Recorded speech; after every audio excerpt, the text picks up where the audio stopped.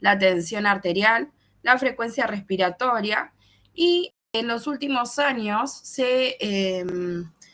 también se agregó como constante vital al dolor, ¿sí? ¿Por qué? Porque el dolor es medible también, ¿sí? Hay una escala con la que nosotros podemos medir el dolor del paciente o del sujeto de atención. Hoy vamos a hablar de temperatura corporal, como ya les dije antes, y de frecuencia cardíaca. ¿Qué es la frecuencia cardíaca? Si vamos a la definición específica, es la expansión rítmica de una arteria producida por el paso de la sangre bombeada por el corazón.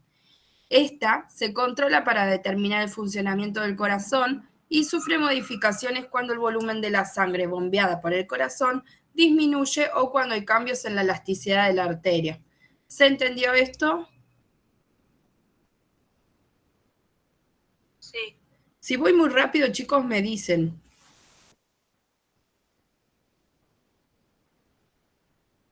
¿Alguien tiene alguna duda hasta acá?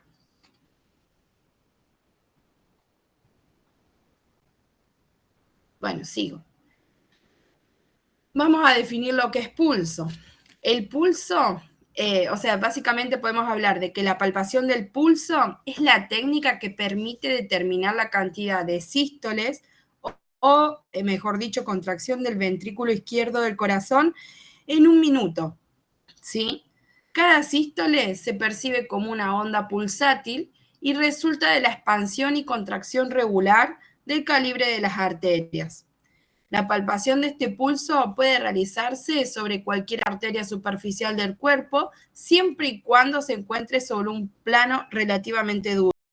O sea, hay pulsos que podemos tomar, pero siempre tiene que estar sobre algo duro, donde nosotros podamos presionar y esa presión nos haga como una resistencia, ¿sí?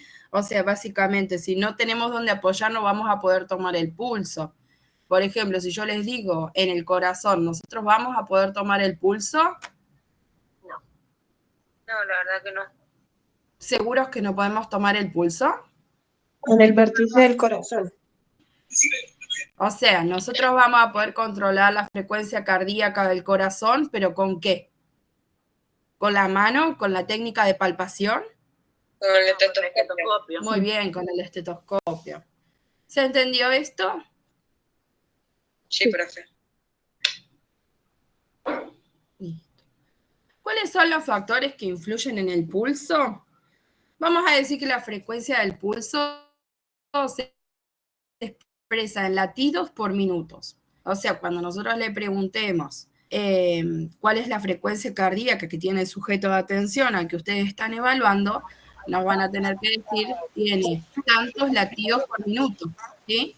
Los factores que influyen en el pulso son la edad, el sexo, el ejercicio, la fiebre, los medicamentos, la hipovolemia o deshidratación. Chicos, por favor, muten el micrófono. El estrés, la posición y la patología. ¿La edad por qué? ¿Alguien me sabe decir?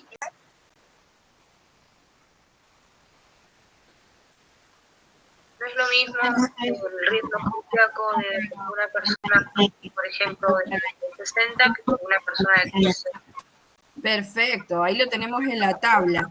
Lo tenemos dividido por grupos etarios y al lado tienen la frecuencia media del pulso y la frecuencia media de las respiraciones. Sí, mucho, por favor, todos los micrófonos. ¿Sí? Ahí lo están viendo, donde dice, por ejemplo, un recién nacido tiene una frecuencia media de 130 latidos por minuto y va entre 80 latidos por minuto mínimo, ¿sí? A 180 latidos por minuto como máximo, ¿sí? Y la frecuencia media de respiraciones son 35 respiraciones por minuto. A medida que el ser humano va creciendo, esa cantidad de latidos por minuto va descendiendo, si se dan cuenta, ¿sí? Por ejemplo, un anciano tiene una frecuencia media de 70 latidos por minuto. Esto tiene que ver con que se va cada vez más lento el metabolismo, ¿no? Correcto. Después, bueno, el sexo, el ejercicio. Si yo, por ejemplo, estoy haciendo actividad física, obviamente voy a tener una frecuencia cardíaca mucho más alta, o sea, mucho mayor que una persona que está en reposo. Si estoy con fiebre, ¿cómo va a estar mi pulso? Acelerado. Bien, va a estar acelerado. ¿Y saben por qué es esto?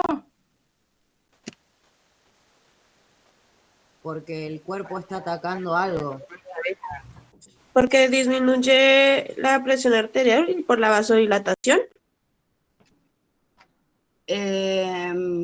Sí, pero no. Porque la temperatura corporal, al ser más alta, disminuye la viscosidad de la sangre. Sí, pero no. Se los dejo como consulta a ustedes para que lo busquen en los libros, ¿sí? Después los medicamentos. Hay medicamentos, por ejemplo, como el salbutamol. ¿Alguno alguna vez usó salbutamol PAF? Sí. Bueno, el salbutamol lo que hace es broncodilatar, o sea, dilata los bronquios, ¿sí? Y aumenta la frecuencia cardíaca. O sea, a veces nos pasa, vamos a controlar al paciente y tiene una frecuencia cardíaca de 113 latidos por minuto. Y decimos, uy, doc, está taquicárdico. Y la doctora capaz te dice, ¿viste las indicaciones? O nosotros no nos fijamos las indicaciones y el paciente tenía indicado salbutamol, ¿sí? Así que ojo con eso, también lo tenemos que ver antes de informarle al médico, ¿sí? Después la hipovolemia y la deshidratación. Cuando un sujeto de atención está hipovolémico, está deshidratado, ¿qué pasa con la frecuencia cardíaca? ¿Saben? Baja la frecuencia cardíaca. ¿Por qué? A ver.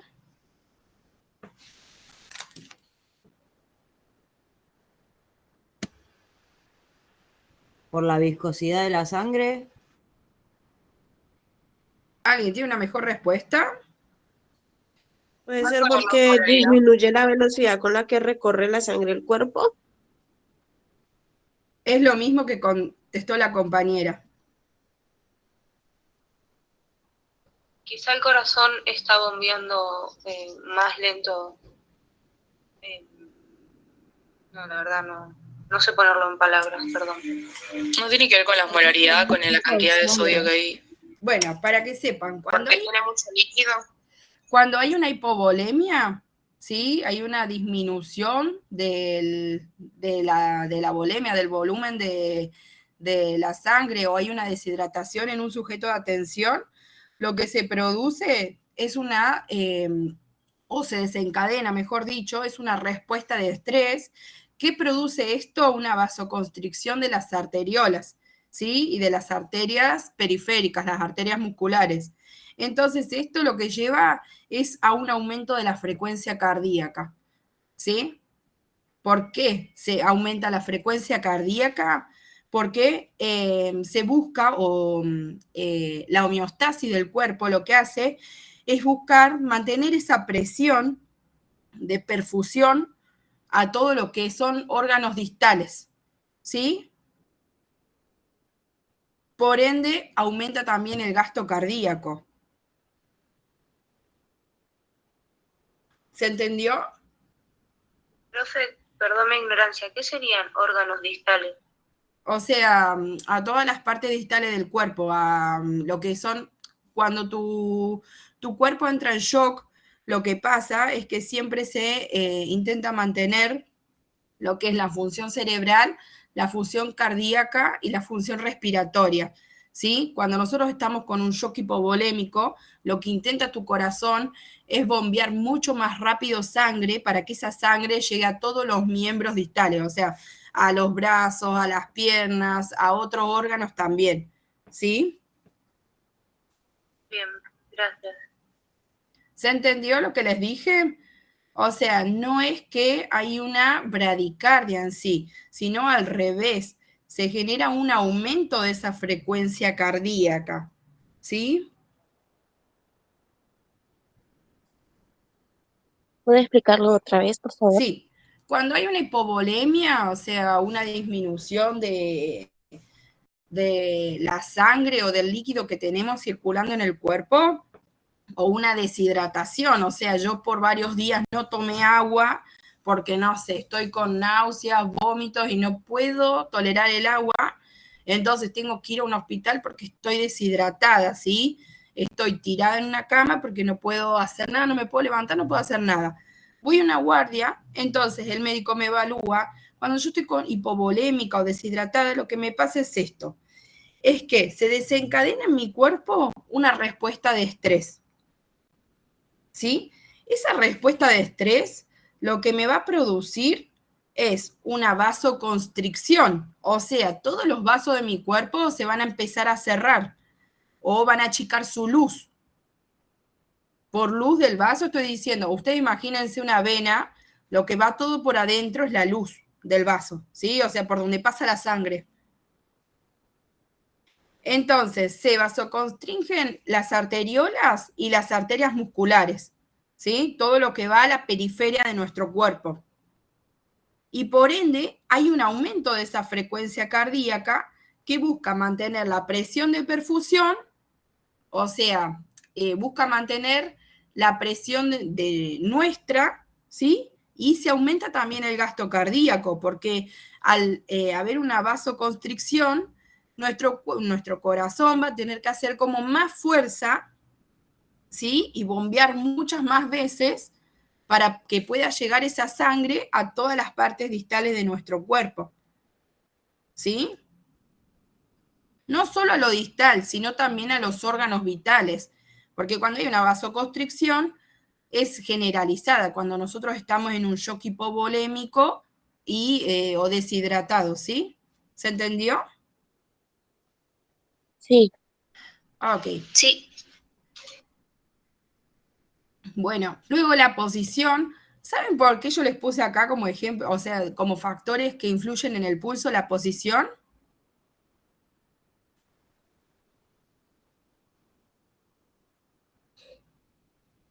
Porque Porque no es lo mismo sentado estar o sentado haciendo que fuerza, acostado de por pie. ejemplo, el pulso se puede tomar, se tiene que tomar sentado con el brazo apoyado, porque si vos estás haciendo fuerza, la sangre claramente se va a dirigir hacia allá y va a cambiar la frecuencia.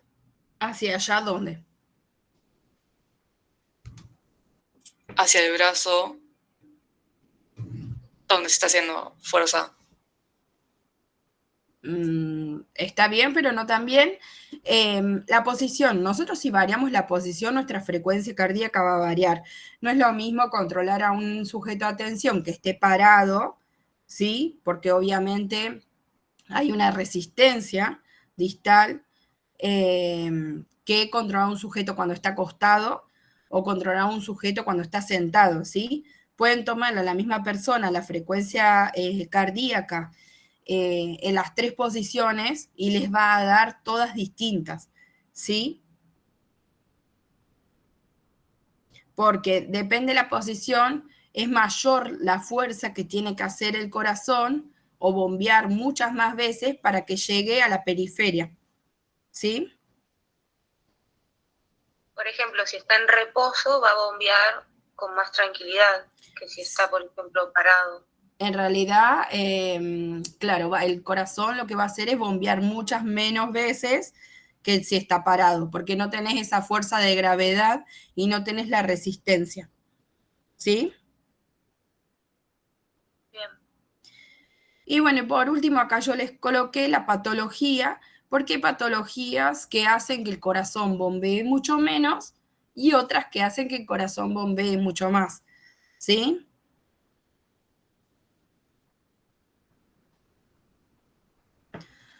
¿Dónde podemos localizar este pulso? Según la localización, vamos a hablar de pulso apical o pulsos periféricos. El pulso apical es el pulso central y está ubicado en el vértice del corazón Este es el único que vamos a valorar por auscultación, ¿sí? Cuando hablamos de auscultación, hablamos de audición. ¿Por qué? Para valorar el pulso apical, lo vamos a valorar con un estetoscopio, ¿sí? No me vayan a decir, si yo les pregunto, que ustedes valoran el pulso apical con la técnica de palpación, ¿sí? Luego tenemos los pulsos periféricos, que son aquellos que se encuentran situados lejos del corazón y se valoran habitualmente mediante la palpación, que es la sensación. ¿Por qué les pongo acá sensación? Porque nosotros los valoramos palpando, ¿sí? Tocando con nuestros dedos.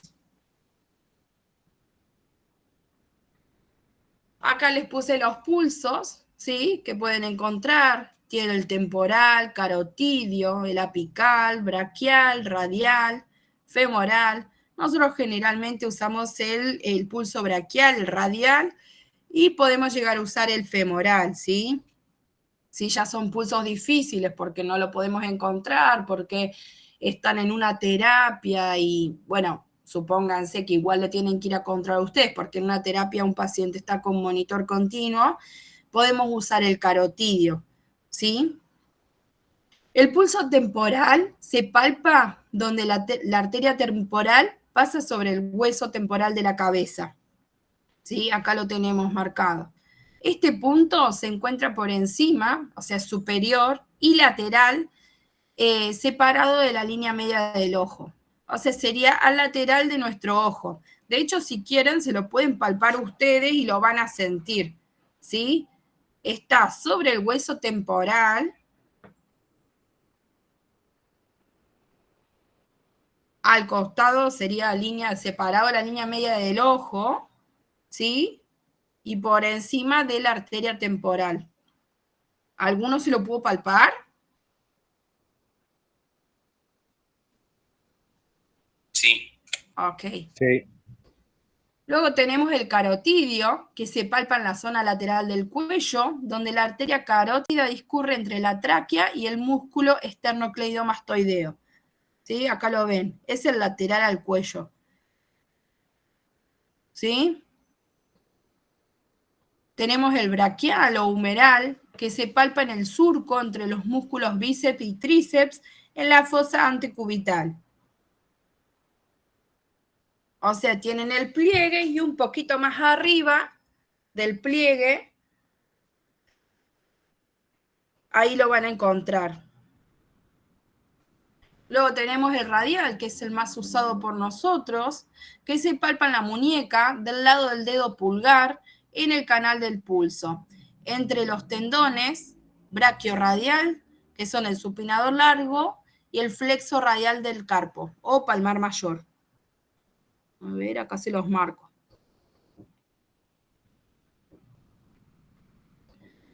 Tenemos el femoral, que se palpa por debajo del ligamento inguinal, equidistante de la sínfisis del pubis de la espina ilíaca anterosuperior.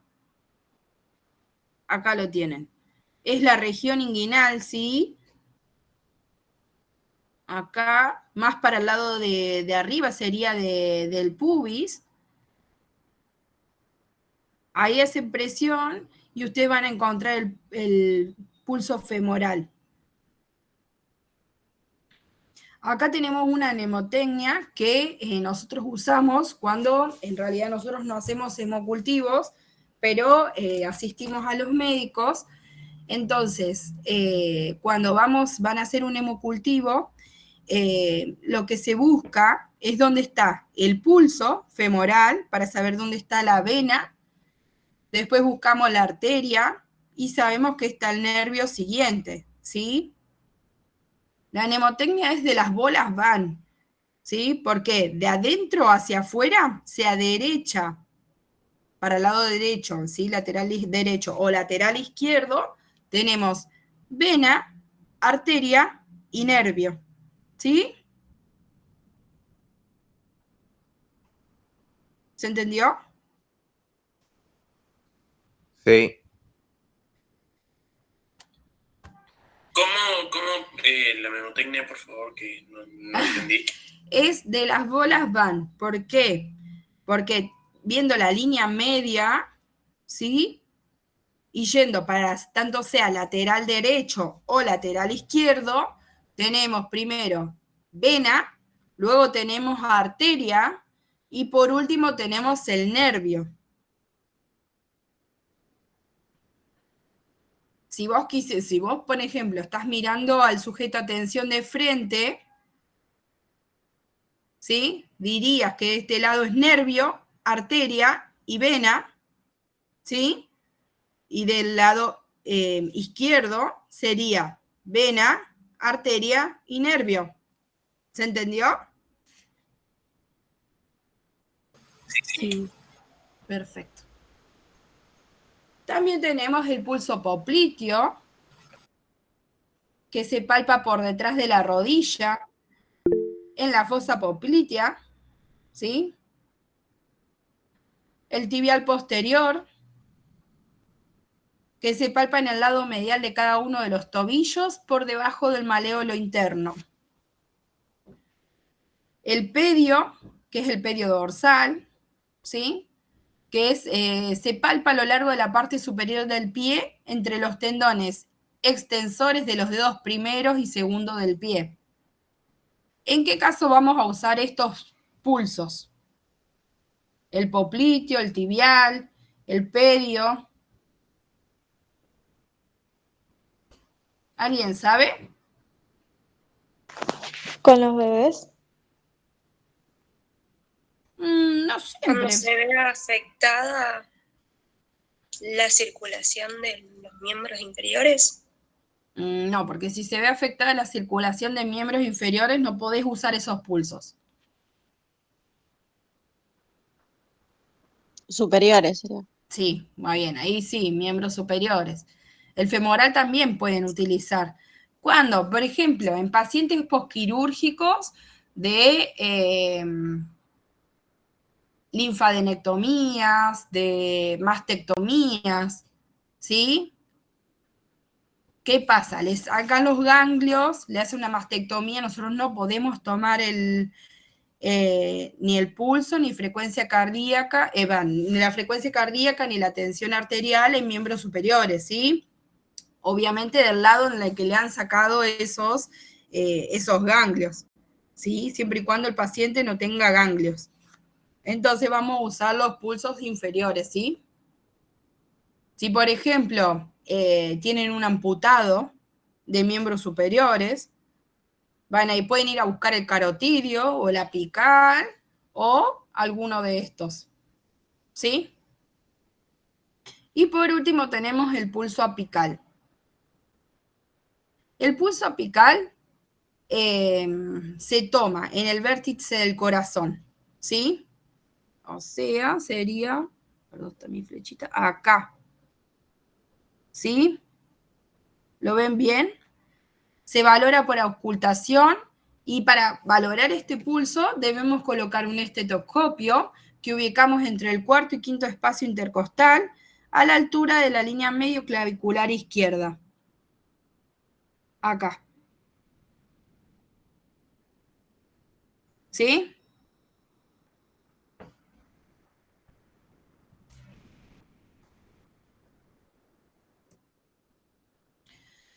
¿Cuáles son las características de este pulso?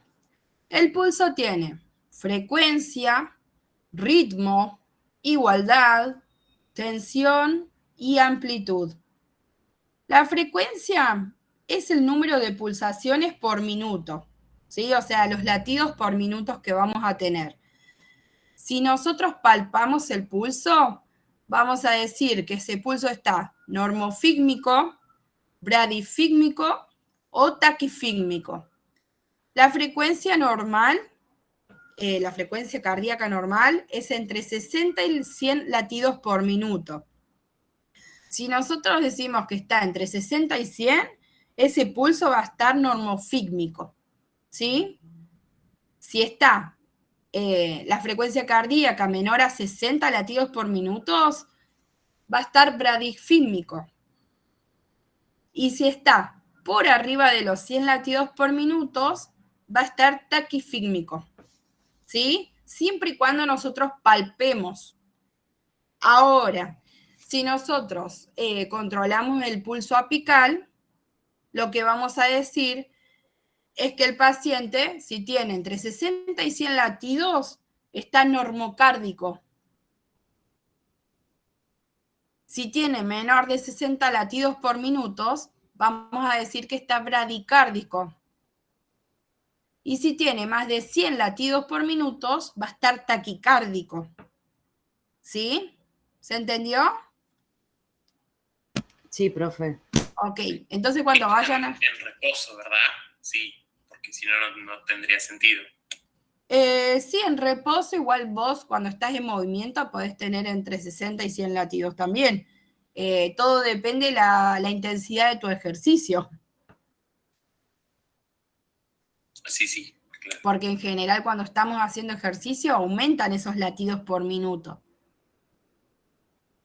Pero ¿se entendió la diferencia de la normofigmia y lo que es normocárdico? O sea, las definiciones. Porque, Profe, ¿lo puede repetir? sí. El ser humano tiene entre 60 y 100 latidos por minuto, que es la frecuencia cardíaca normal, la frecuencia, el pulso normal de una persona, ¿sí? Si nosotros palpamos ese pulso, esa frecuencia cardíaca, vamos a decir que está normofígmico, siempre y cuando se encuentre entre 60 y 100 latidos por minuto. Si tiene menos de 60 latidos por minuto, vamos a decir que está bradifígmico. ¿Sí? Recuerden que estoy hablando de palpación. Si tiene más de 100 latidos por minuto, vamos a hablar de que el paciente está taquifígmico. ¿Sí? Ahora, si nosotros auscultamos ese pulso apical, vamos a decir, si el paciente tiene entre 60 y 100 latidos por minuto, el paciente está normocárdico. Si tiene menos de 60 latidos por minuto y lo estamos ocultando, el paciente está bradicárdico. Si tiene más de 100 latidos por minuto, el paciente está taquicárdico. ¿Se entendió la diferencia? O sea, sería en la auscultación, ¿no? Claro, cárdico es cuando vos auscultás el pulso apical. Sí. Y la otra sería pulsación. Perfecto. Claro, el otro es cuando vos palpás. Fírmico. Claro. Si vos lo auscultás, es cárdico. Si vos lo palpás, es fígmico. ¿Sí? Perfecto, gracias, profe. Listo. Hablamos del ritmo también como característica de este pulso, ¿sí? Que es el intervalo entre cada pulsación. Y este ritmo puede ser regular o irregular. Regular es cuando todos los intervalos de los latidos son iguales. Y irregular es cuando los intervalos son desiguales. ¿Sí? Después tenemos la igualdad, que se refiere a la igualdad de amplitud de todas las pulsaciones, que puede ser igual o desigual. Es igual cuando todas las pulsaciones son de igual amplitud. Y desigual cuando todas las pulsaciones tienen distinta amplitud. Luego tenemos la tensión, que se refiere al grado de compresión que se debe realizar para interrumpir el pasaje de la onda pulsátil. ¿Sí? O sea, ¿cuánta fuerza yo tengo que hacer de presión para poder palpar ese pulso? ¿Sí? Les va a pasar por ahí que en los adultos mayores les va a costar mucho más o van a tener que apretar mucho más para ir a encontrar ese pulso. ¿Sí? O sea, van a tener que hacer mayor presión para poder sentirlo. Esta tensión puede ser normal, dura o blanda. La normal es medianamente duro, o sea, no tengo que hacer tanta compresión. Después tenemos duro, cuando la compresión debe ser fuerte para que desaparezca, y blando, cuando ante una débil compresión desaparece el pulso. ¿Sí? Y por último tenemos la amplitud, que es el grado de expulsión de cada onda pulsátil. Puede ser amplia, normal o pequeña. La normal es medianamente amplia, amplia es cuando la impulsión es fuerte y pequeña cuando la impulsión es débil o filiforme. ¿Se entendió? ¿Esto aplica para apical y para pulsional? Sí, en realidad, cuando nosotros auscultamos no tenés que hacer tanta presión. Porque pensá que vos tenés, o sea, vos lo vas a ir a auscultar entre la cuarta y la quinta vértebra, ¿sí? Y tenés un estetoscopio donde vos vas a escuchar. Obviamente para auscultar debemos saber, no es que vas a ir a auscultar ese pulso porque se te ocurrió. ¿Lo vas a tener que hacer a la práctica? Sí, porque lo vas a tener que saber. Pero la realidad es que nosotros más vemos estas características cuando vamos a hacer, cuando vamos a palpar los pulsos. ¿Sí? Bien. ¿Alguna duda hasta acá, chicos?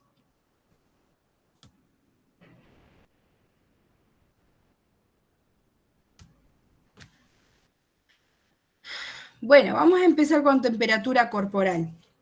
La temperatura corporal es la diferencia entre la cantidad de calor producida durante el proceso de transformación de los alimentos en energía o termogénesis y la cantidad de calor perdida por sudoración, respiración y excreción o termolisis. ¿A dónde?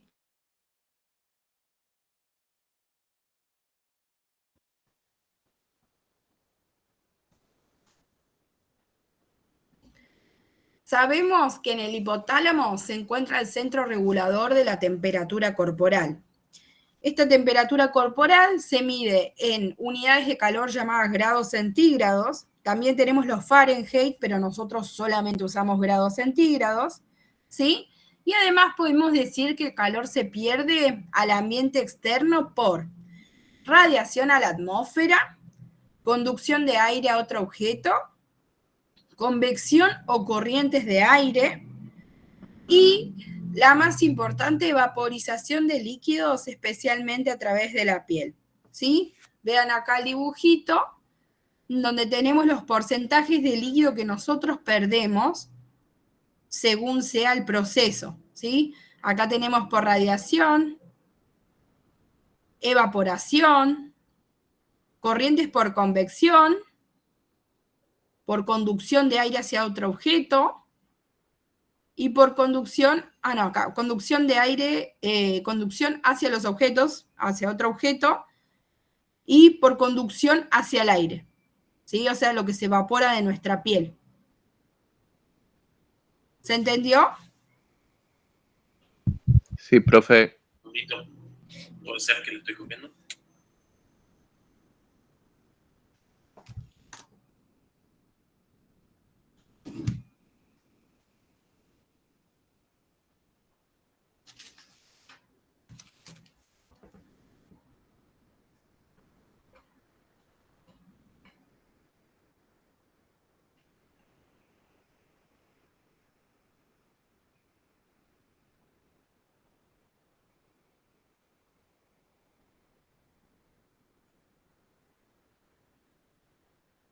¿Listo? Sí, gracias. ¿Cómo vamos a clasificar esta temperatura corporal? Vamos a decir que existen dos clases de temperatura corporal. Tenemos la temperatura central y la temperatura superficial. La central es la que tienen los tejidos profundos del cuerpo, tales como las cavidades torácica, abdominal, ¿sí? Y permanece esta temperatura relativamente constante, ¿sí? No tiene mucho cambio. Luego tenemos la temperatura superficial, que es la que nosotros en general vamos a controlar, que es la de la piel, la del tejido subcutáneo y la de la grasa, que al contrario de la central, esta se eleva o disminuye en respuesta al entorno. ¿Sí?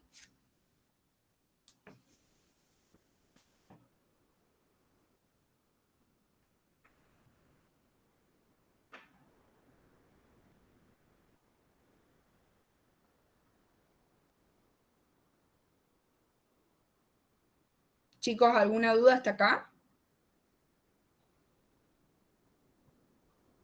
Por ejemplo, si alguien se enferma, uno tendría que tomar la temperatura central, ¿verdad? Por ejemplo, o para saber, digamos, no sé cómo maniobrar, cómo proceder a limpiar, cómo bajar la temperatura de la quemadura. En realidad nosotros las temperaturas centrales no las tomamos. Se puede llegar a controlar esa temperatura central si estás en una terapia y en pacientes específicos. ¿Sí? Bien. Porque no vamos a abrir un cuerpo para tomar la temperatura. Nosotros en general tomamos la temperatura superficial. Sí, lo que podemos llegar a controlar es otro tipo de temperatura que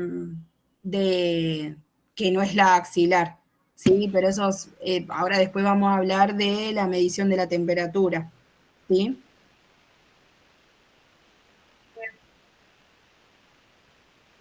¿Seguimos?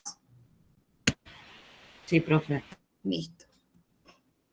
¿Cuáles son los factores que influyen en la producción de calor? Vamos a hablar de metabolismo basal, que es la velocidad con la que el organismo utiliza esta energía necesaria para mantener actividades esenciales del cuerpo. ¿Sí? Ejemplo, la respiración. ¿Qué pasa? Sabemos que los índices metabólicos o este metabolismo disminuye a lo largo que una persona va creciendo. ¿Sí? No es el mismo metabolismo basal de un neonato o de un sujeto de atención pediátrico que el de un adulto mayor, ¿sí?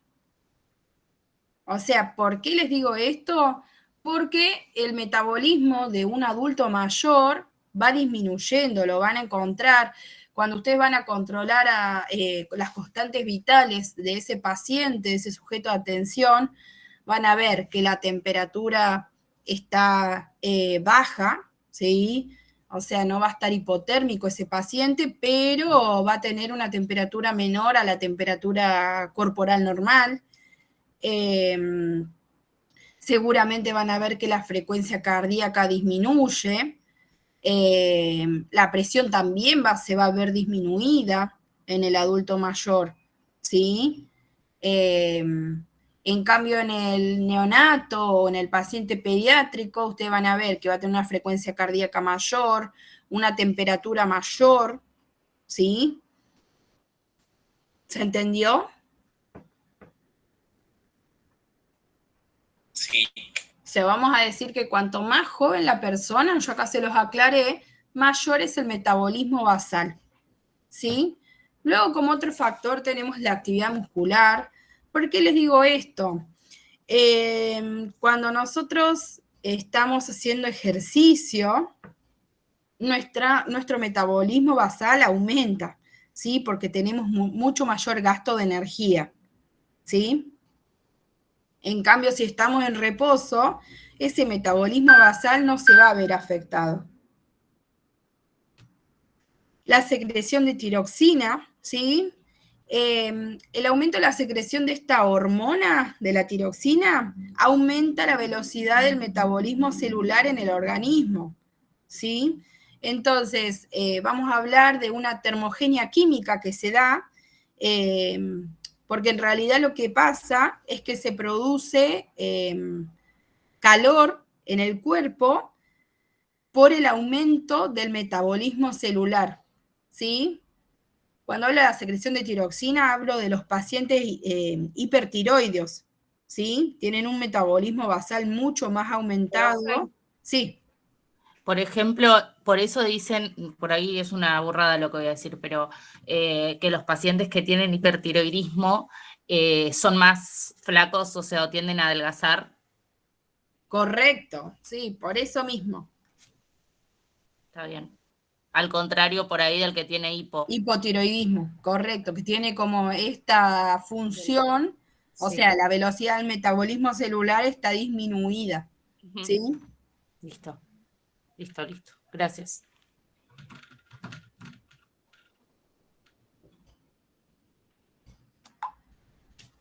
Luego tenemos la adrenalina, la noradrenalina y la estimulación simpática en respuesta al estrés.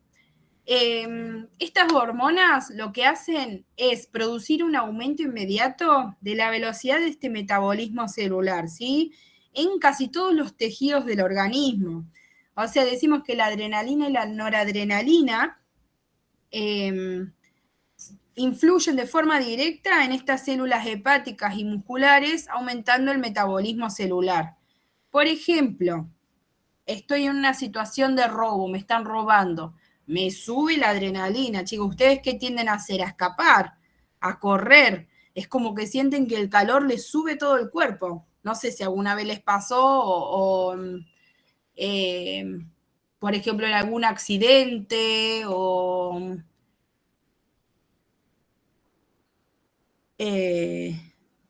cuando están, que se ponen nerviosos porque están esperando la nota del parcial, sienten que les sube el calor. ¿Alguna vez les pasó? Sí. Bueno, es por eso, ¿sí? Aumenta el metabolismo celular y aumenta la temperatura del cuerpo, ¿sí? Y por último tenemos la fiebre, ¿sí? La fiebre aumenta la velocidad del metabolismo celular y por lo tanto incrementa la temperatura del cuerpo, ¿sí? Dentro de estos factores que influyen en la temperatura corporal, tenemos, se fue, la edad, las variaciones del ritmo circadiano o variaciones diurnas en realidad, porque durante el día voy a tener mayor temperatura corporal que cuando yo estoy durmiendo, ¿sí? O sea, se pueden controlar ustedes cuando están en reposo, cuando recién se despiertan sin levantarse de la cama, ustedes se controlan la temperatura axilar y van a ver que tienen menor temperatura que si después se la llegan a controlar durante el día mientras están haciendo actividades, ¿sí? El ejercicio, bueno, como ya les dije, las hormonas, el estrés y el entorno, ¿sí? Obviamente, si estamos en un día de 43, no sé, sensación térmica de 43 grados, obviamente que nuestra temperatura corporal va a estar aumentada, ¿sí? ¿Por qué? Por la temperatura del ambiente.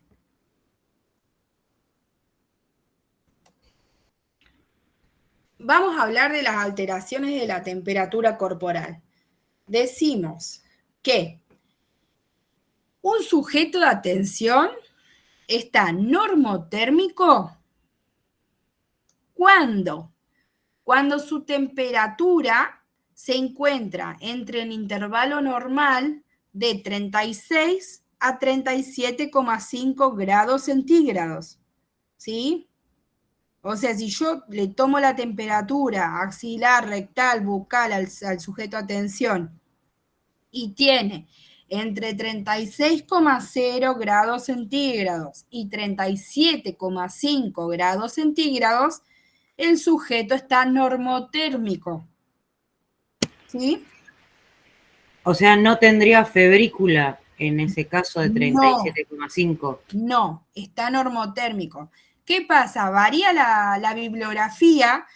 Algunos libros hablan de 37,4, o sea, hasta 37,4 es la normal, y otros libros hablan de hasta 37,5. ¿Sí? O sea, depende de la bibliografía, pero es 0,1 centésima, ¿sí? Nosotros vamos a tomar hasta 37,5, que el sujeto está normotérmico. Ok. O sea, estaría dentro de los valores normales. Sí, eso es normal, el sujeto está normotérmico. El paciente está hipertérmico, o sea, está casi más cerca de la muerte, cuando tiene mayor a 41 grados centígrados, ¿sí? O sea, tiene 41,1. A veces toman 41, el sujeto está hipertérmico, ¿sí? O sea, hablamos de hipertermia como la elevación de la temperatura corporal relacionada con la incapacidad del organismo para favorecer la pérdida de calor o reducir la producción de calor expresadas en valores superiores a lo normal, ¿sí? Si el sujeto tiene entre 37,6 grados centígrados y 38, en realidad sería poner 37,9, el sujeto va a estar subfebril, ¿sí? Vuelvo a repetir, entre 37,6 grados centígrados a 37,9 grados centígrados, 38 depende de la bibliografía, el sujeto está subfebril, o sea, tiene febrícula.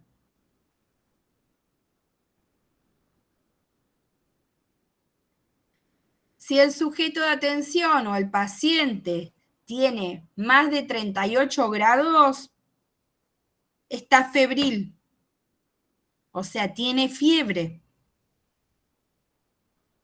¿Sí? Acá lo marca el termómetro, a partir de los 38 grados hasta los 41 está febril, esto es fiebre.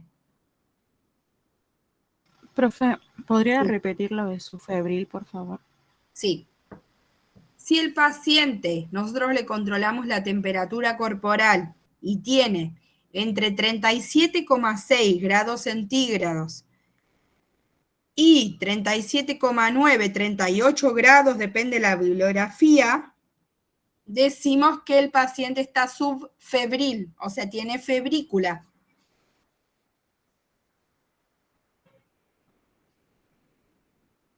Si el paciente ya tiene 38, 38,1, está con fiebre, está febril.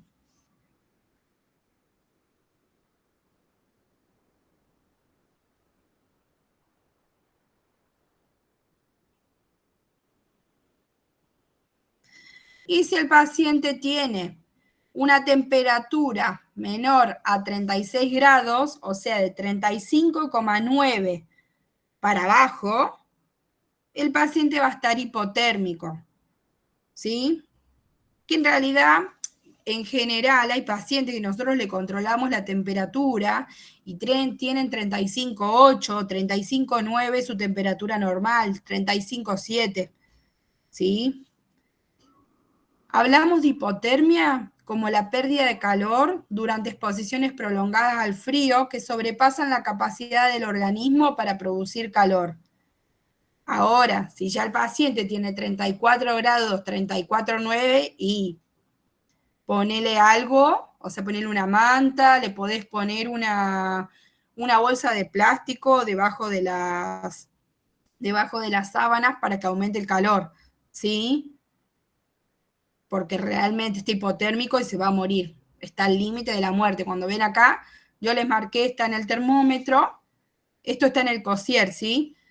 Cuando está a los 34 grados, está al borde de la muerte, como cuando está en marca 42 grados, ¿sí? Tiene más riesgo de morir que de vivir, ¿sí? Acá debemos actuar muy rápido. Les va a pasar también a aquel que trabaje en quirófano o pueda circular después servicios de cirugía, que van a ver que reciben pacientes de quirófano, que o trabajan en una RECU,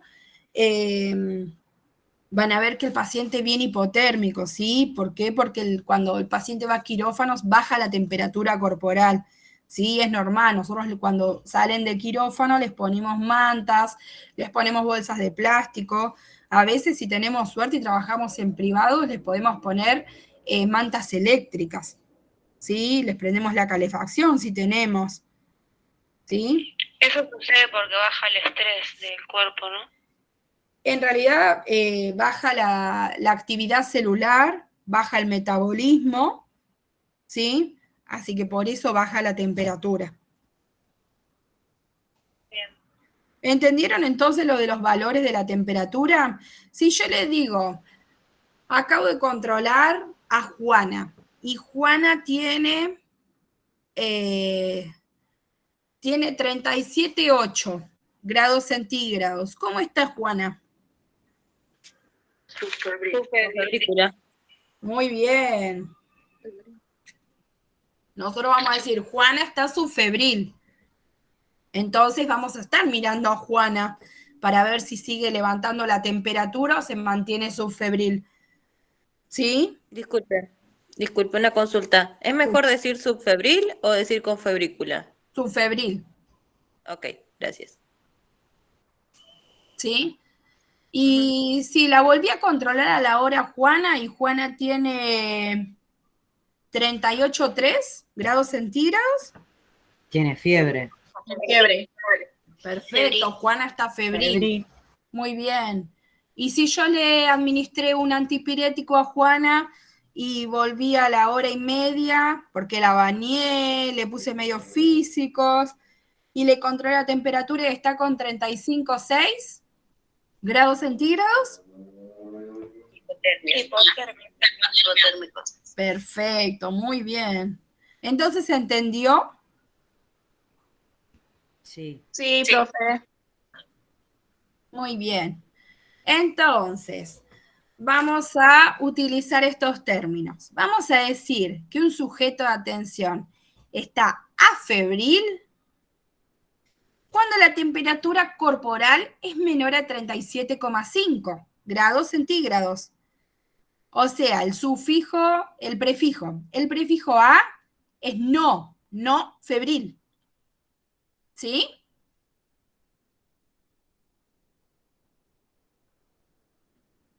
O sea, el paciente no tiene fiebre, ¿sí? Si está menor a 37,5.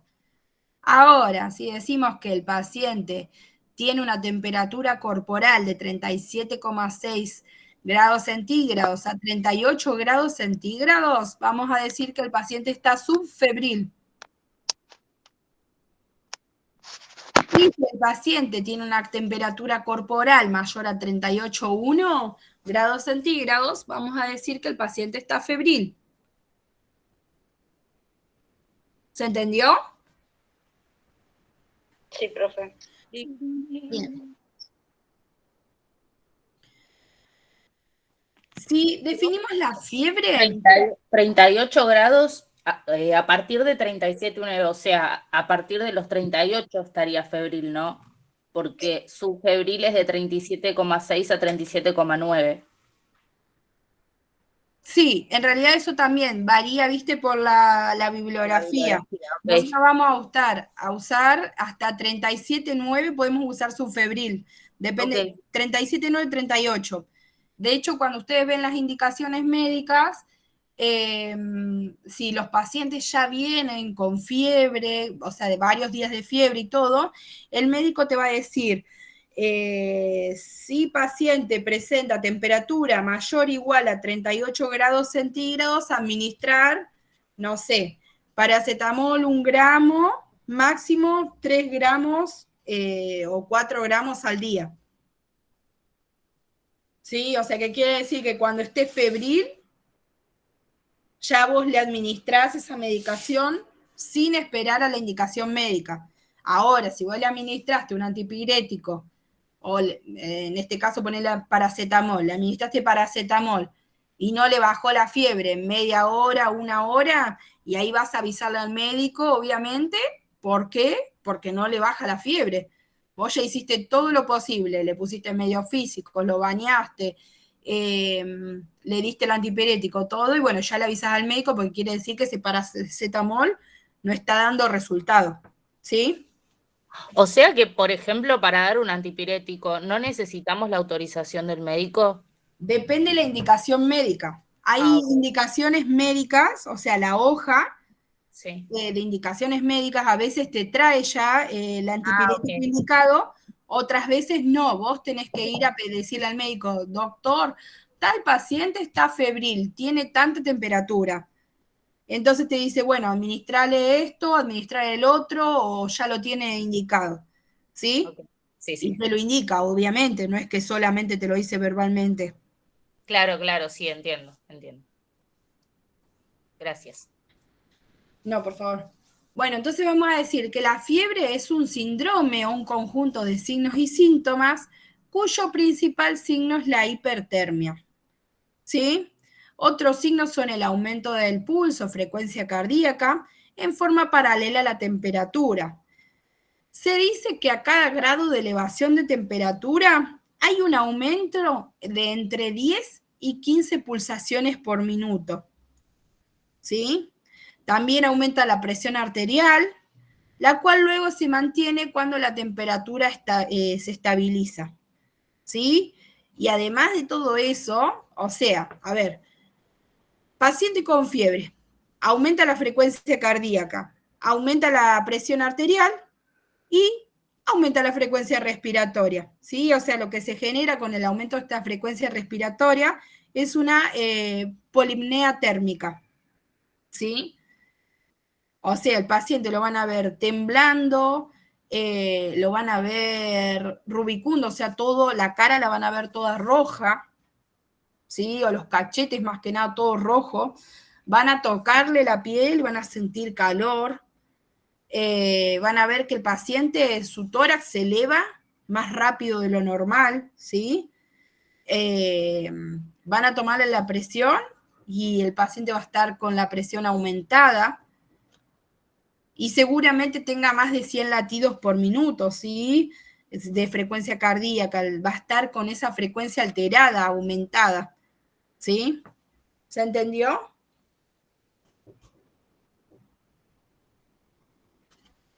Chicos, ¿se entendieron?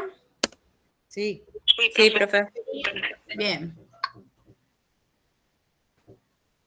La fiebre la podemos clasificar según su patrón en intermitente, recidivante, constante o mantenida y recurrente o en agujas.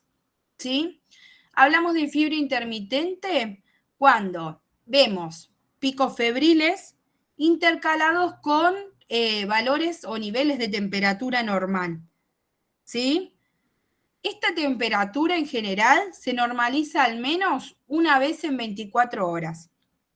O sea, si yo hago una curva térmica con ese paciente, le tomo la temperatura a las 8, está febril.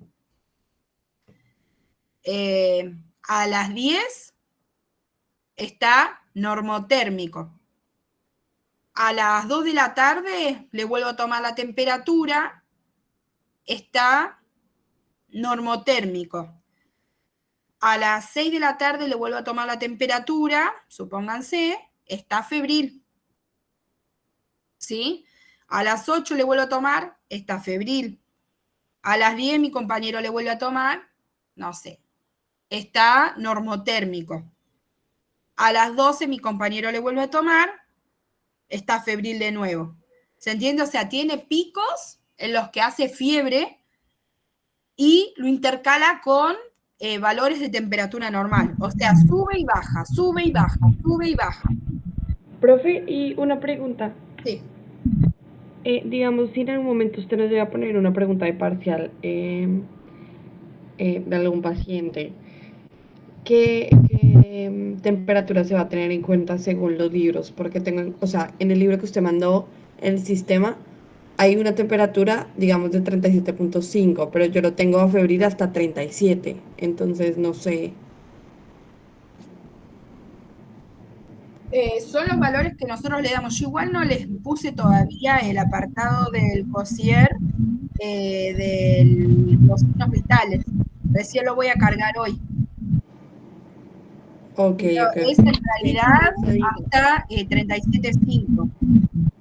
Sí, es que dijiste ahorita que a febril era la temperatura que es menor a 37.5, pero yo lo tengo en el libro hasta 37, entonces no sé si me corrige o está mal. No, es hasta 37.5.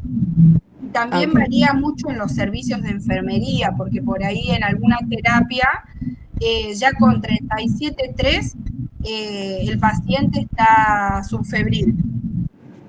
Ok, perfecto. ¿Sí? Gracias. ¿Se entendió lo del patrón de fiebre intermitente? Sí, profe. Perfecto. Después tenemos otro patrón que es el recidivante, en donde se intercalan periodos febriles cortos de algunos días con otros de temperatura normal. puede ser de 1 o 2 días. O sea, lunes y martes, el paciente hizo fiebre, ¿sí? Después, miércoles y jueves, no hizo fiebre. El viernes vuelve a hacer fiebre. El sábado no hace fiebre, ¿sí? Eso sería una fiebre de tipo recidivante.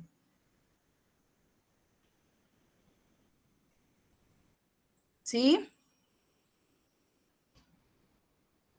Después tenemos el patrón de fiebre constante o mantenida, que es la elevación persistente durante 24 horas de la temperatura corporal, en donde varía entre 1 o 2 grados centígrados. ¿Sí? Y por último, tenemos el tipo de patrón de fiebre recurrente o en agujas, que son periodos de episodios febriles intercalados con niveles de temperatura normal. O sea, estos episodios febriles lo que van a hacer es con los periodos de normotermia, que en general pueden ser superiores a 24 horas. O sea, yo controlé al paciente, ¿sí? Y está febril a las 8 de la mañana. Y después estuvo afebril durante todo lo que restó del día. Al otro día puede ser que a la mañana de nuevo vuelva a tener fiebre. Entonces lo controlo y tiene fiebre de nuevo. ¿Sí? O puede ser que todo el día el paciente me esté levantando temperatura. ¿Sí? Yo lo controlo a las 8, lo controlo a las 12, lo controlo a las 4 de la tarde y siempre está subiendo esa temperatura corporal. ¿Sí? O puede ser que no, que sea al revés, que el paciente esté normotérmico durante todo el día y no haga fiebre. ¿Sí? O me haga fiebre solo a la noche. ¿Se entendió? Sí, ahí serían como los patrones de fiebre y sería un caso intermitente, que es como que se intercala al estar con fiebre normal y está con picos febriles de temperatura. Claro, en intermitente, ¿qué pasa? La fiebre sube y se intercala con la temperatura normal o que el paciente se encuentre afebril durante 24 horas. ¿Sí? O sea, esa temperatura baja, disminuye y el paciente se encuentra afebril una vez, aunque sea en 24 horas. ¿Sí? En cambio, en la recurrente puede tener varios episodios febriles, ¿sí? Pero a su vez tiene episodios donde está afebril. Y no son solo en 24 horas, sino que pueden ser prolongados a más de 24 horas. Puede ser que esté normotérmico por 48, 72 horas, ¿sí? O sea, el paciente hizo fiebre el lunes. Es el número de horas en que se mantiene así. ¿Qué? En este caso es lo que importa, digamos, es el número de horas que se mantiene así. Correcto. Si es 24 horas es intermitente y si es más de 24 horas es recurrente. Claro, correcto, porque en la intermitente, aunque sea una sola vez, en 24 horas se normaliza la temperatura, vuelve a estar afebril. En cambio, en el recurrente puede estar febril varios días, ¿sí? O puede estar afebril varios días. Por ejemplo, hizo fiebre el lunes, el martes, miércoles estuvo afebril, pero volvió a hacer fiebre el jueves. ¿Sí? ¿Entendés? Lunes tuvo fiebre, martes sin fiebre, miércoles sin fiebre, jueves con fiebre. Ahí sería un recurrente. Profe, disculpe, le hago una consulta. Y digamos en el caso de que haya intervención, digamos, con medicamentos que disminuyan la temperatura y, digamos, al paso de las horas vuelve y levanta temperatura, en ese caso, ¿cómo se clasificaría? ¿Cómo? En el caso de que, digamos, haya intervención con medicamentos, o sea, no sé, le doy un ejemplo, paracetamol, Sí. baja la temperatura y a las 4 o 5 horas vuelve y eleva la temperatura. ¿Eso se clasificaría dentro de alguno de estos patrones o, digamos, sería constante o cómo sería ahí? Y eso lo tenés que medir en 24 horas. Si el sujeto de atención, vos le diste, no sé, a las 8 de la mañana lo controlaste, estaba con fiebre, le diste paracetamol, obviamente el paracetamol va a ayudar a que baje esa fiebre. Vas a ver que cuando termina la acción o el efecto del paracetamol, va a subir fiebre, la fiebre de nuevo. ¿Sí? Entonces ahí sería una constante. O sea, Ok, sería un patrón ok. constante o mantenido, porque el paciente, si vos lo controlas en 24 horas y tiene fiebre casi todo el día, vos tenés que pensar que solamente baja la temperatura por los medios físicos o por el antipirético que le estás dando. Ok, espera. Bueno, gracias, profe. ¿Se entendió, chicos? Hola, profe, ¿me escucha? Sí, profe. La diferencia. Hola. Hola, sí, escucho. Ah, bueno, le hago una consulta. ¿Cómo es la correcta forma, digamos, de expresarse? Porque yo, afebril, no febril, y normotérmico sería como lo mismo, ¿no? Y usted yo la escucho que como que intercalan normotérmico, afebril. Claro, porque en realidad, ¿Cómo varía? si el paciente vos lo controlás y está entre 36 y 37,5 grados, ¿sí? Está normotérmico, porque tiene una temperatura dentro de los valores normales.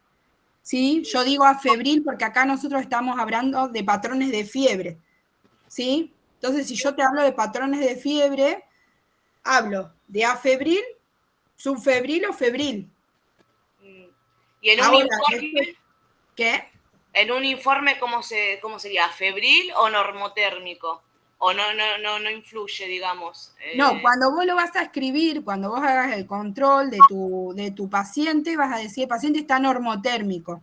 Ok. ¿Sí? Yo si voy al médico, no le voy a decir, el paciente está normotérmico. Está febril, le voy a decir. Ok, está bien. ¿Sí? Ahora yo en mi cabeza sé que el paciente está normotérmico. ¿Sí? Bueno, gracias, profe. No, por favor. Bueno, Bueno, perdón, sí. consulta, como dijo recién, los parámetros de, si hablamos de fiebre, sería afebril, febril, ¿y el otro cuál es? Es afebril, subfebril y febril. Gracias. No, por favor. Vamos a hablar de la valoración de la temperatura corporal. Nosotros vamos a valorar la temperatura corporal en ciertos lugares, ¿sí? Del cuerpo humano.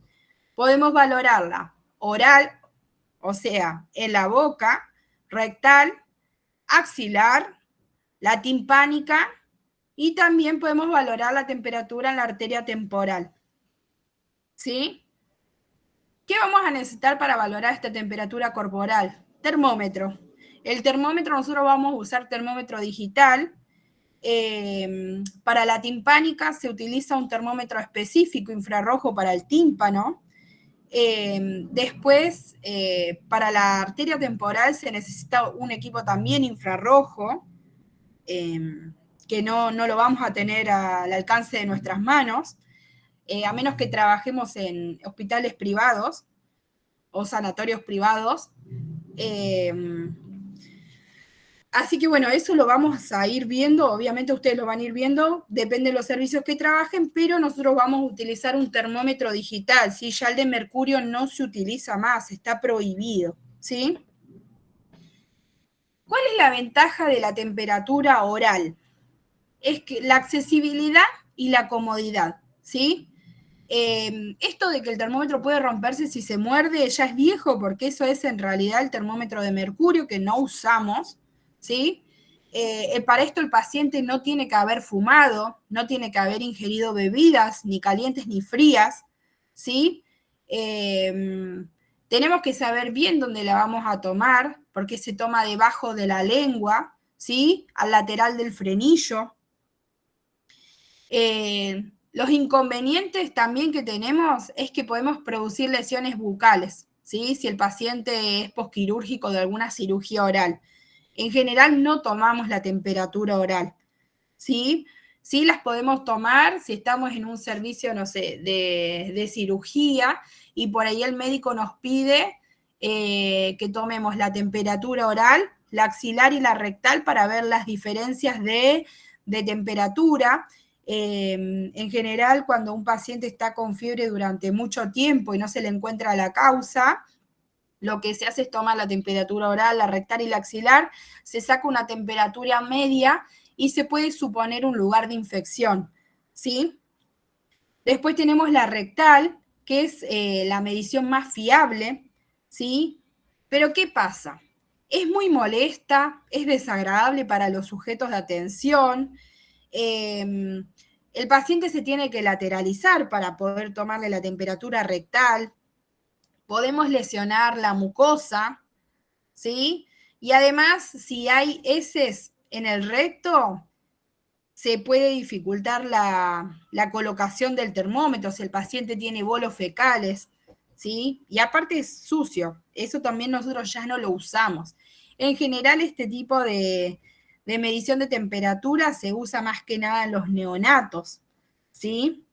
O como ya les dije, en esos casos específicos en donde el médico nos indica que le tomemos las 3 temperaturas para ellos sacar una diferencia y ver aproximadamente dónde puede tener una infección.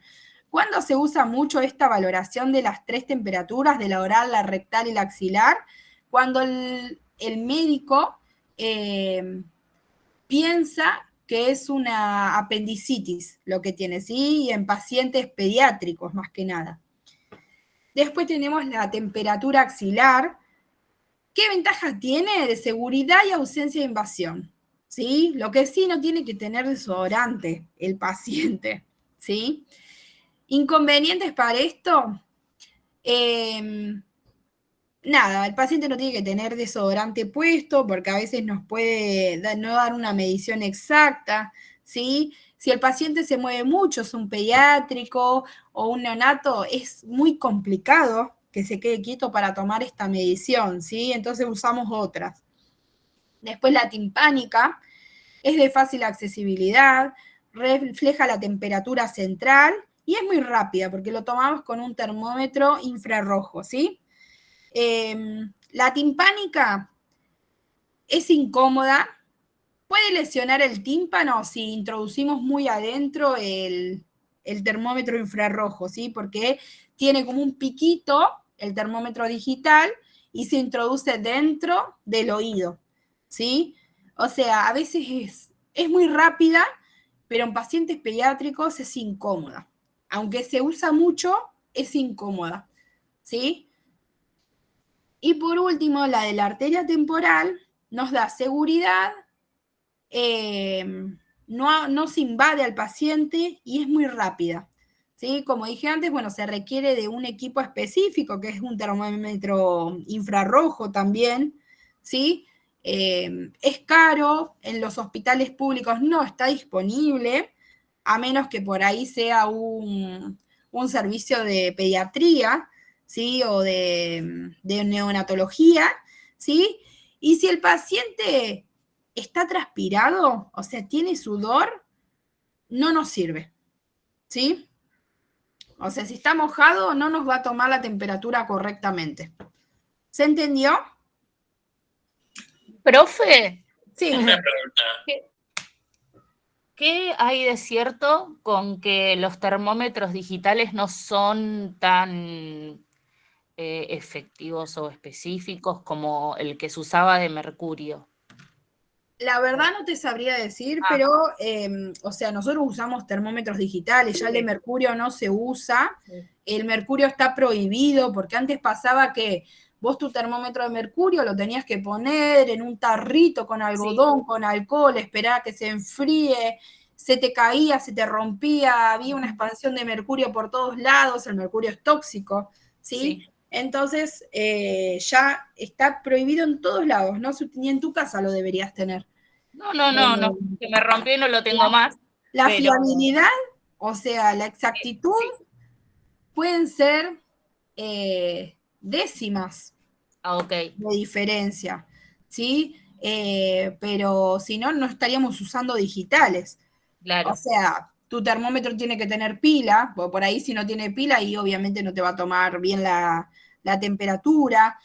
No tiene que estar roto, porque a veces nos pasa que se nos cae el termómetro, se nos rompe la pantallita, se nos rompe un pedacito y lo seguimos bañando en alcohol y se muere. O sea, por ahí no nos toma bien la temperatura. Igual vos te vas a dar cuenta, si vos vas a un paciente, le tomás la temperatura y te da que tiene 35,1 y te va a llamar la atención. Vas a decir a tu compañero, préstame tu termómetro, me parece que no está funcionando bien. Claro. ¿Sí? Sí. Gracias. No, por favor. ¿Alguna duda? Sí. ¿La temperatura timpánica puede ser que varíe si hay una infección? Sí, obviamente va a estar aumentada. Si el paciente tiene infección de oído medio, va a aumentar esa temperatura. De hecho, hay una variación entre la temperatura oral y la rectal con la axilar. En general es de 0,3 a 0,5 grados centígrados, ¿sí? O sea, la oral y la rectal vas a tener una diferencia mayor a 0,3 y 0,5 grados centígrados, que es la temperatura axilar. Es decir, yo le tomo al paciente la temperatura axilar y me da que tiene 36,1 grados centígrados, ¿sí? Le tomo la temperatura rectal y el paciente puede ser que tenga 36,6 grados centígrados y es normal, ¿sí? Y esa diferencia es normal.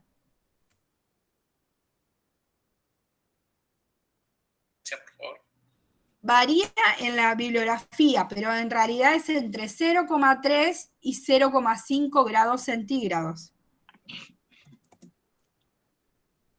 Porque siempre en general, es mayor en la rectal, ¿no? Mayor la rectal, sí, la interna. O sea, todo lo que nosotros medimos en mucosas va a ser mayor a lo que medimos en tegumento. Perfecto. Porque nuestra temperatura interna es un poquito más alta que la temperatura externa, ¿sí? Profe, habías dicho que el oral y el rectal no se usaba mucho, ¿no? No se usa mucho, la oral casi ni se usa, a menos que el médico te lo pida, te lo solicite, y la rectal se usa más por ahí en pacientes neonatos o pacientes pediátricos, ¿sí? Viste que se mueven mucho, que no los puedes tener, no les puedes tomar bien la temperatura, pero casi no se usa más que nada por el tema de las lesiones que podemos producir en la mucosa.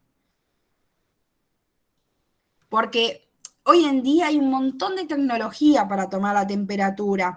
En los servicios de neonatología tenemos unas tiritas que se pegan en la frente, ¿sí? Que parecen como las tiras reactivas, ¿vieron? Que tienen como cuadraditos en donde se marcan los colores. Sí. Para ver el pH.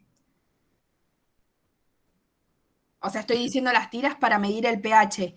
Y sí. Esto tiene como una tabla, una regla, y cuando nosotros lo pegamos en la frente, lo que nos marca es la temperatura del paciente. O sea, es como que se marca ese cuadradito. ¿Sí? ¿Cambian de color o algo? Sí, cambian de color, se marcan. Algunas, las que son obviamente más caras, que no en todos los servicios están, tienen hasta lucecitas y se prende la lucecita. Igual eso es de un solo uso, ¿sí? No es que queda todo el tiempo.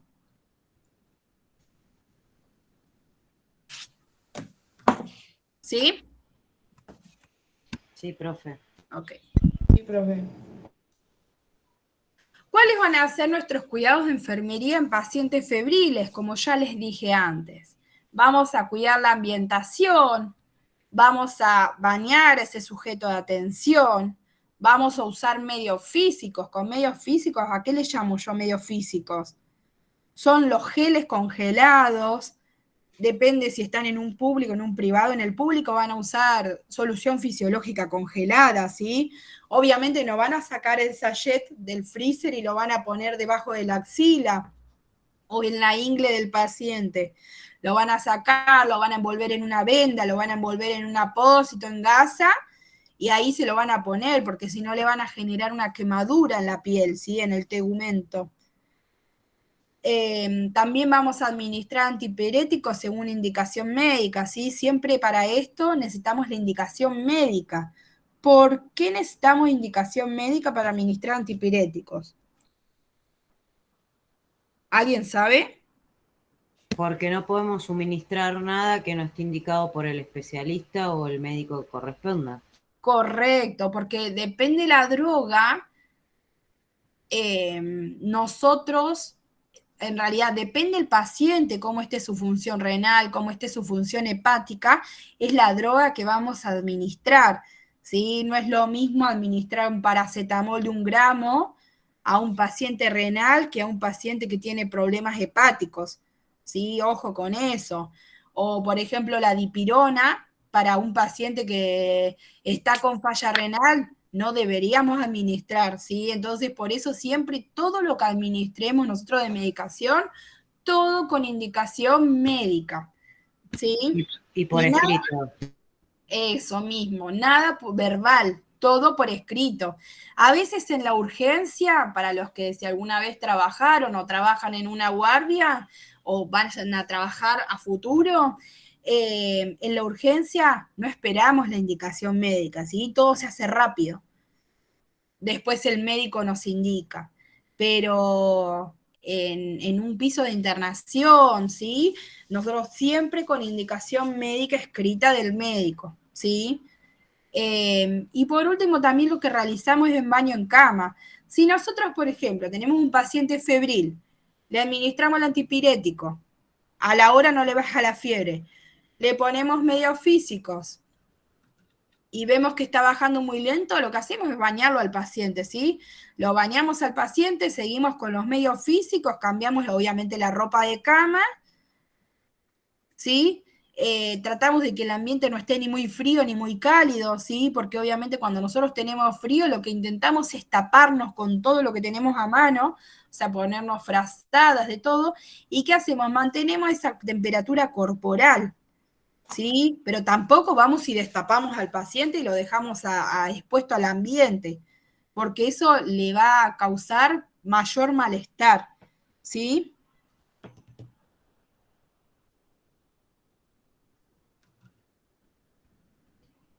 ¿Se entendió? Sí, profe.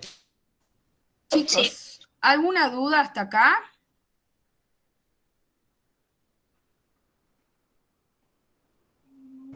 Profe, tengo una duda. Digamos, en un caso grave, de que la persona tenga una fiebre, que en serio lo tenga mal, y estemos en urgencias, y independientemente de que hagamos cosas que no se le informan al médico, ¿se tiene que informar en la planilla que lo hicimos?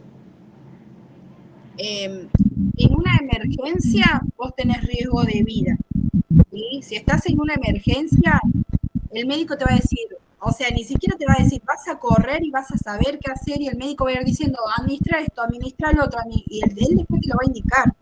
Tipo, estás en una sala de emergencias. Ah, ok. ¿Sí? O sea, no es que no te lo va a indicar, pero no puede el médico primero indicarte, vos ir a registrar que lo vas a administrar, o vos administrarlo y después ir a registrar.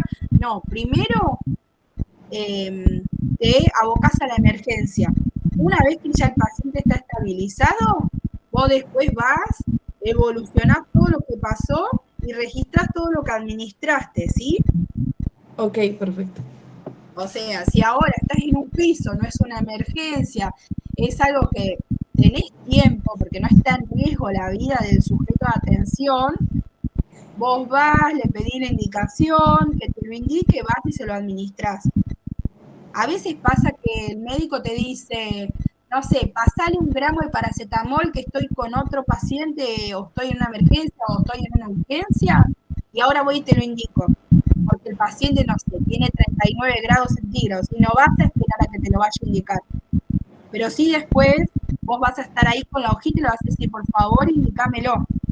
¿Sí? Porque a veces pasa que te dice, después te lo indico, uno se olvida o el médico se olvida, se va y quedaste sin la indicación, administraste medicación que no tenías indicada y obviamente lo evolucionamos, ¿sí? Evolucionamos como que se administra X medicación por indicación verbal del médico tal. Ok. ¿Sí? Pero la realidad es que nosotros tenemos que tener la indicación escrita, ¿sí? ¿Alguna duda, chicos? No. Bueno, hacemos un receso y comenzamos menos 10. Perdón,